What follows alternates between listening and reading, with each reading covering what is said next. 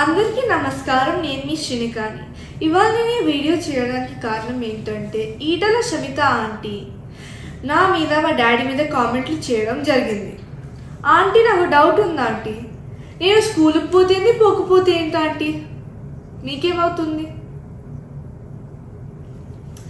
Aunty? మీరేమైనా fee కడుతున్నారా? మీరేమైనా ఎగ్జామ్ రాస్తున్నారా? మీరేమైనా ప్రిన్సిపలా? నేను పోయిన లీవ్ లెటర్ నా ప్రిన్సిపల్కి ఇచ్చా, ఆయన యాక్సెప్ట్ చేశారు.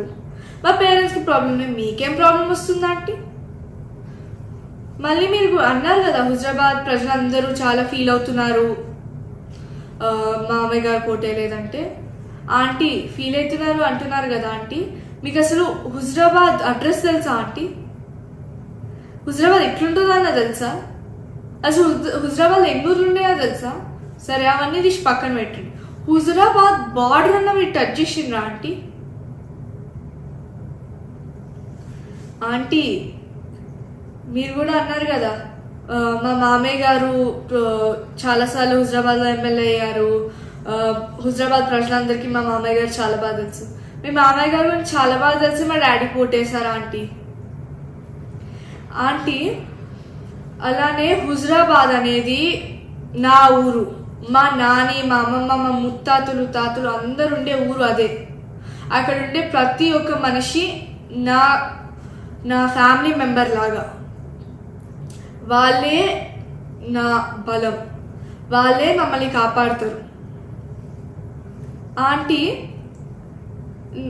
మీరు హుజరాబాద్ ఓడిపోతే పోయి గజ్వెల్ చేస్తారు, గజ్వెల్ ఓడిపోతే ఇప్పుడు మల్కాజ్గిరిలో చేస్తున్నారు. ఏంటంటే జంపింగ్ జాక్ ప్రాసెస్ మేమైతే ఎప్పుడు చేయలేదు. మీ జంపింగ్ జాక్ ప్రాసెస్ నాకు అర్థం కావట్లేదు. మీరు అంత పవర్ లేకుండా ఉండలేకపోతున్నారా? సో ఎందుకంటే మీకు ఈ పవర్ 5 years ఉండలేకపోతుండగలుగుతున్నారంటే, ఓ మీరు ఇల్లీగల్గా తీసుకున్న ల్యాండ్స్ని కాపాడుకోవడానికా? మీరు ప్రజలకి వెళ్ళి దొంగతనం చేసిన ల్యాండ్స్ కాపాడుకోవడానికా? లేదంటే మీరు దేవుని దగ్గరికి వెళ్ళి దొంగతనం చేసిన ల్యాండ్స్ కాపాడుకోవడానికా? మీరు అన్నారు కదా ఆంటీ మేము సంపుకుంటారా సాదుకుంటారా అని లైన్స్ వాడుకుంటూ క్యాంపెయిన్ చేయలేదని. మీకు గుర్తుందో లేదో ఆంటీ, కానీ క్రాన్బెర్రీ జ్యూస్ పాయిజన్ బాటిల్లో పట్టుకొని పోయి నేను తాగుతాను మీరు నాకు ఓటు వేయకపోతే అని ఈటల రాజేందర్ తాతయ్య అన్నారా అనలేదా? అలానే తాలిబొట్టు తెంచుతారా ఉంచుతారా అని జమున అమ్మమ్మనే అనింది. అలానే లాస్ట్ మోస్ట్ ఫ్యాసినేటింగ్ పాయింట్ ఇదైతే, ఈటల రాజేందర్ తాతయ్య గారే చంపుకుంటారా సాదుకుంటారా అనే ట్రెండ్ స్టార్ట్ చేసిండు. ఆంటీ నేను ఎలక్షన్స్లో తిరిగింది మా డాడీ ఎంత మంచివాడో ఎంత గొప్పవాడో అని చెప్పడానికి, అభివృద్ధి ఎంత మంచిగా చేస్తారో చెప్పడానికి. హుజరాబాద్ ప్రజలందరూ నన్ను నమ్మి మా డాడీ ఓటేసిండు. నేను నమ్మకంని పోగొట్టుకోవాలి అనుకోవట్లేదు. ఏదో ఒక రోజు మళ్ళీ కేసీఆర్ తాతయ్యనే సీఎం అవుతారు, నేను మళ్ళీ హుజరాబాద్కి 1000 కోట్లు తెస్తాను.